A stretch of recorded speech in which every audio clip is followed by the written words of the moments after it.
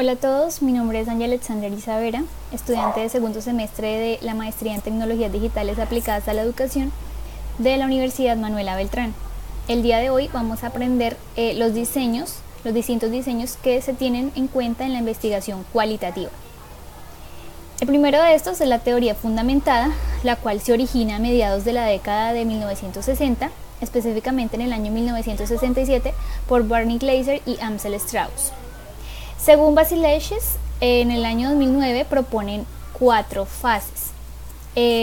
La primera de estas es donde se recolecta la información, la segunda es donde se codifica la información, la tercera es donde se delimita la teoría y la última es donde se asigna el lugar de la teoría. Este diseño de investigación cualitativo se basa en una técnica en la cual primero se construyen conceptos, hipótesis o proposiciones y luego se genera una teoría con base en el análisis de datos obtenidos de manera empírica. Además de esto, en este diseño se distinguen 2 niveles de teoría. La teoría sustantiva, la cual se basa en investigar una sola área en específica, y la teoría formal, que es un análisis sistemático de todas las teorías emergentes. Además de esto, la teoría fundamentada puede abordarse desde 2 perspectivas. Desde el diseño sistemático, en la cual las categorías se analizan de manera aislada, y en el diseño emergente, que surge como una crítica a este diseño sistemático de pronto un poco rígido, y este es más amplio ya que permite analizar las categorías de manera conjunta. Entre los instrumentos de recolección y análisis de datos tenemos los memos analíticos, la observación, diarios de campo, cuadernos de trabajo, mapas, dispositivos, cuadernos de notas, matriz comparativas, listas de cotejo. Bien, luego tenemos la fenomenología. La fenomenología se origina con el matemático Edmund Husserl y se distinguen 3 fases en esta teoría. La primera es donde se explora, se describe y se comprende el fenómeno. En la segunda es donde se recopilan los datos. Y en la tercera es donde se desarrolla una descripción compartida de la esencia de la experiencia. Además, esta fenomenología distingue 4 técnicas básicas. Una es obtener la perspectiva de los estudiantes. Luego basarse en el análisis de los discursos y de los temas que los participantes proporcionan, confiando en la intuición del investigador para comprender la experiencia de quienes están participando. Y por último, contextualiza la experiencia en tiempo, espacio y corporalidad. Además de esto, dentro de este diseño se distinguen otros 2 diseños fenomenológicos. El primero es el enfoque de fenomenología hermenéutica, el cual interpreta la experiencia humana, es decir, no sigue reglas, por decirlo así. Y el enfoque de fenomenología empírica se basa en reconocer la perspectiva, las experiencias de todos los participantes. Entre los instrumentos de recolección y análisis de datos tenemos la observación, las entrevistas con preguntas abiertas, semi y estructuradas, los documentos, grabaciones e instrumentos estandarizados. Luego pasamos a la etnografía virtual. Bueno, esta es una nueva técnica de investigación cualitativa. Se deriva de la misma etnografía. Se origina en el libro de Christine Hein, Etnografía virtual. El concepto de virtual distingue 5 fases. La primera es la exploración y la reflexión, la segunda es la planificación, la tercera es donde se entra el escenario de investigación, la cuarta la recogida y análisis de datos y la quinta la elaboración del informe.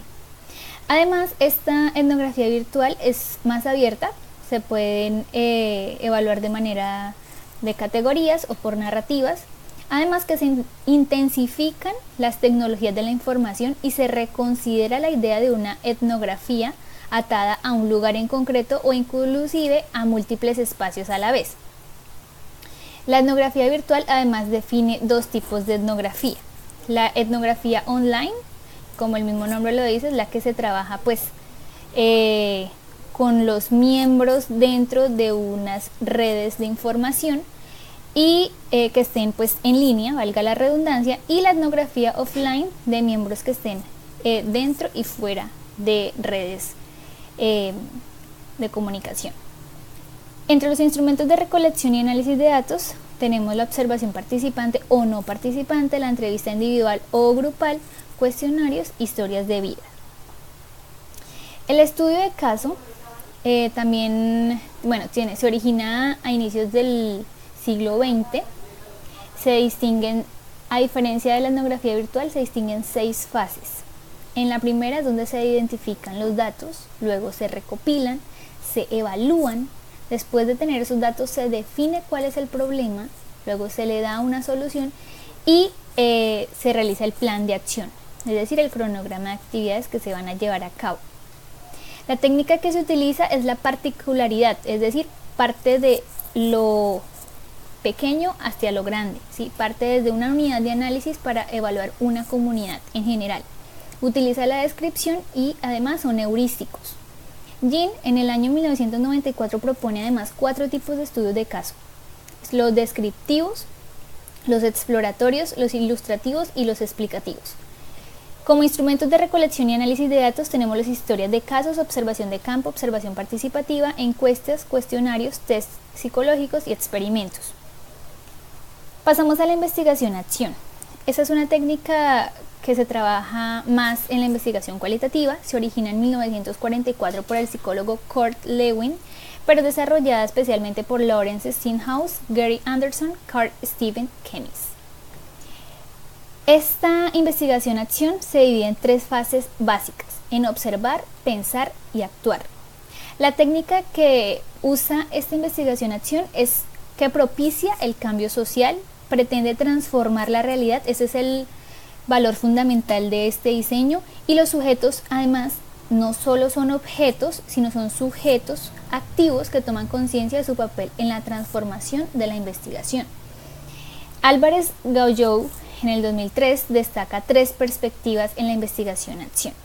Destaca la visión técnico-científica, es donde se genera una espiral de los ciclos de análisis; la visión deliberativa, que es donde se interpreta la comunidad; y la visión emancipadora, que es donde los participantes le dan sentido a la investigación. Creswell, 2005, además postula 2 diseños, que es el práctico, el cual les acabo de mencionar, y el participativo, que lo que hace es incluir a los sujetos como sujetos investigadores. No solo, vuelvo y le digo, no solo son sujetos objetos, sino son sujetos investigadores, colaboradores y coautores del proceso investigativo. Entonces esto le da un plus a lo que se quiere en la investigación cualitativa. Entre los instrumentos de recolección y análisis de datos están los mapas conceptuales, diagramas causa-efecto, matrices, jerarquización de temas, organigramas y análisis de redes. Por último tenemos la etnografía. La etnografía se origina en el siglo XX también. Tiene 3 fases fundamentales. Primero, se mapea el contexto, se reflexiona críticamente sobre la realidad. Se puede realizar en estos casos, para mapear el contexto, la cartografía social, es una buena técnica. Se puede comenzar con un modelo o teoría para ir agregando la literatura con el trabajo de campo, y se generan hipótesis donde se interpretan las categorías. La técnica que se utiliza es la observación directa. Se explora, examina y pretende entender diversos sistemas sociales, y el proceso además es flexible, no hay un esquema rígido por el cual se rija. Según Creswell 2013 y Madison 2011, la etnografía puede abordarse desde diferentes diseños. Los diseños realistas, que son los que recolectan datos cualitativos y cuantitativos de forma sistemática o emergente. Los diseños críticos, donde estudian un grupo marginado para resolver algún problema. Los diseños clásicos es donde se describen y se interpretan sistemas sociales. Los diseños macroetnográficos es donde se centran en aspectos macros de las comunidades. Los diseños micro es donde se trata de analizar una unidad para entender toda la comunidad. Los estudios de caso culturales, que es donde se considera una comunidad en función, se considera una unidad en función de toda la comunidad. Y la metaetnografía es donde se revisan varios estudios etnográficos para encontrar la solución de un problema. Entre los instrumentos de recolección y análisis de datos tenemos la observación participante, entrevistas, reuniones grupales, biografías, análisis de datos secundarios, imágenes, grabaciones, documentos, diarios de campo y guías de interpretación de la información. Bien, pues espero que este video les haya sido de ayuda, que podamos entender de manera simple los diferentes diseños que pueden abordarse desde la investigación cualitativa.